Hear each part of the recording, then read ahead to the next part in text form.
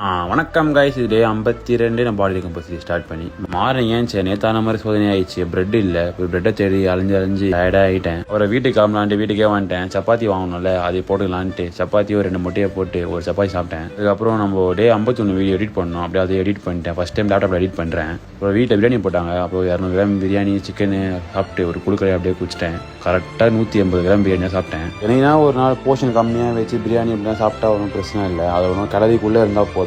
அதனால அதையும் பரவாயில்லடான்ட்டு நீ போன் பண்ண கிளம்பிட்டேன் ஜிம்முக்கு. அப்புறம் இன்னைக்கு ஜிம்மில் ஹெவியான செஸ்ட்டு பை தான். செஸ்ட்டு ஒரு 37 கிலோ 8 ரெப்பு சாலிடாக வச்சேன். நீங்கள் பார்க்குறது 5வது ரெப்பு.